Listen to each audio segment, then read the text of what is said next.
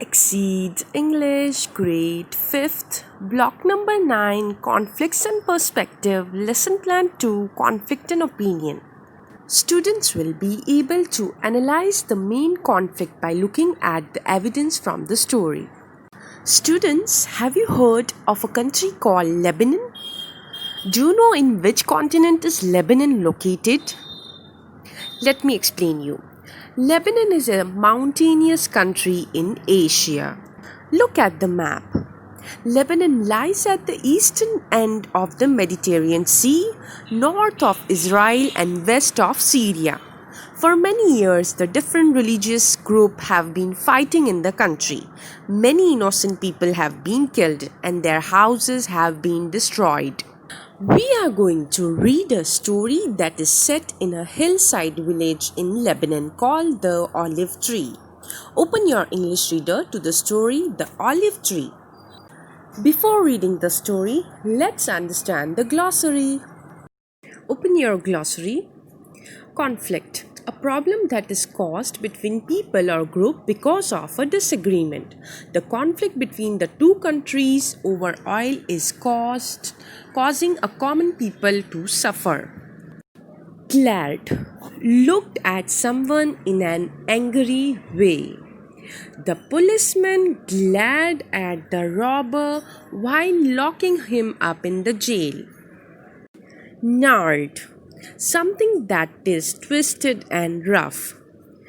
Children swung on the gnarled roots of the big banyan tree. Pity. To feel sorry for someone or something. I pity all the people who are living in a country where there is a war. Salvaged. Saved from destruction and harm.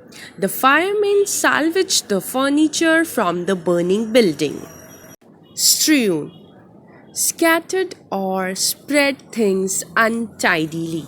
The bed was strewn with all of my sister's toys. Open your page 247 of English reader to the story The Olive Tree. Okay? Hope you understand the glossary. Now let's start the story. For many years, the stone house next to Samir's home had stood empty. When Samir asked his mother about it, she would sigh. Ah, what a pity. Before the war, nobody cared who was of one religion and who was of another. But when the fighting started, things changed. Our neighbors felt uneasy because they were different from the most of the village, so they left. What a pity. Now, thank goodness, the long war was over. At last, the family who owned the house was coming back. Under the old olive tree, Samir leaned against the stone wall that stood between the two houses and watched every move in the yard next door. People were carrying in mattresses, chairs, saucepans, everything needed to bring a house back to life. Samir hoped the neighbors would also have a boy. They could have such fun, roaming the mountainsides, kicking up footballs on the street, eating the sweet ripe figs, and climbing on the olive tree. He glanced up at the gnarled old branches. That tree, his mother always said, gave the best olives in the Lebanon. And what is life for the Lebanese without olives? Every year she put up many jars with lemons and hot pepper, and his family had enjoyed those olives for as long as Samir could remember. But now he wondered whether that might change too. The neighbors soon settled back into their house. They were always polite, but they did not return visits or the welcoming gifts of fruits and sweets. Samir heard his parents say that they still seemed to feel uneasy. What's more, they did not have a boy. Instead, they had a girl named Nada. She looked the same age as Samir, but she would have nothing at all to do with him. Sometimes, standing by the wall in the shade of the olive tree, He watched Nada helping her mother or playing by herself, but he never saw her look his way. As the heat of summer passed, the green olives started to ripen. They fell to the ground, and as always, Samir gathered them in the basket. One morning, when he was picking up olives, he noticed Nada at the wall. For a while, she watched him in silence, and at last she spoke. Those are our olives, you know, ours. Straightening up to face her, Samir said, They are on our land. Yes, but the tree is on our land, said Nada. It grows in our soil and its roots drink the water in that soil. It has belonged to my family for 100 years. Samir sighed. Yes, what she said was true. The tree did belong to Nada's family, but olive trees often twist into strange shapes as they grow, and while the trunk of the tree stood firmly on the neighbor's land, most of its limbs stretched far over the wall. They dropped the best olives in Lebanon right into Samir's yard.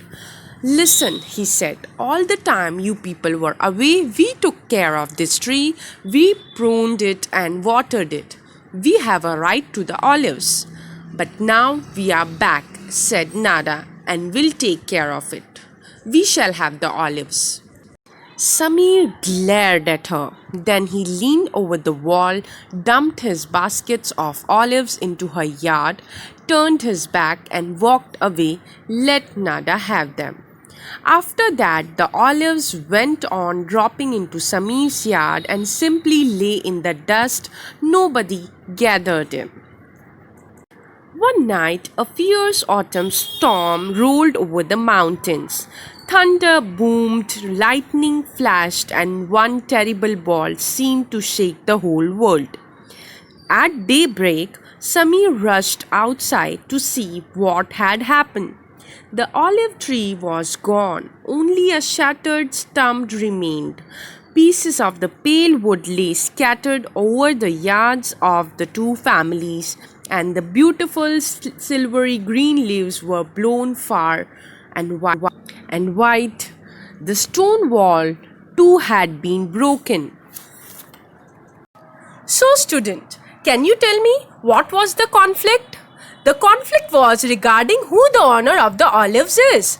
Samir thought that the olives were his because they fell on his land. Nada thought that the olives belonged to her because the olive tree grew on her land. We looked at what the characters said and did. For example, Samir picked up the olives that fell to the ground because he thought they were his. He also said that they had fallen on his land and so they were his.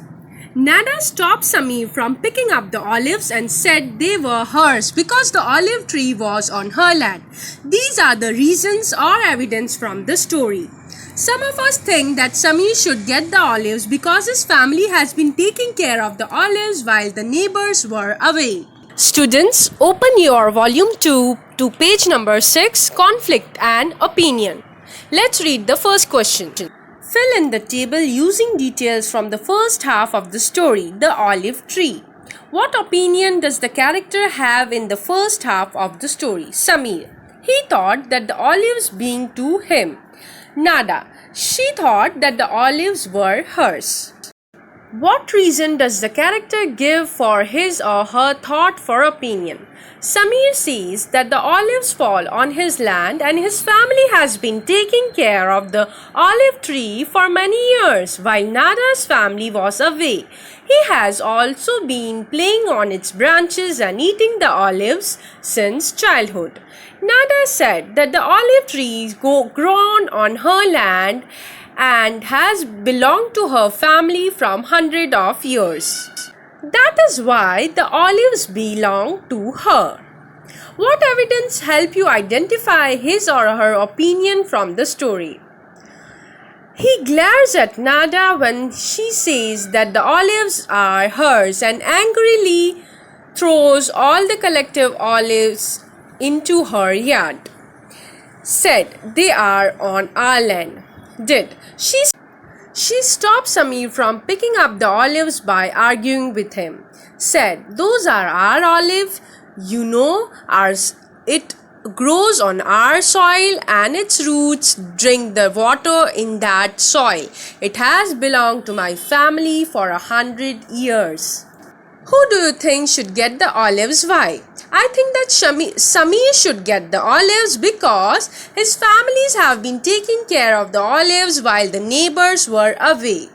Or I think that Nada should get the olive because the olive trees made Nada feel at home after being a refuge for many years.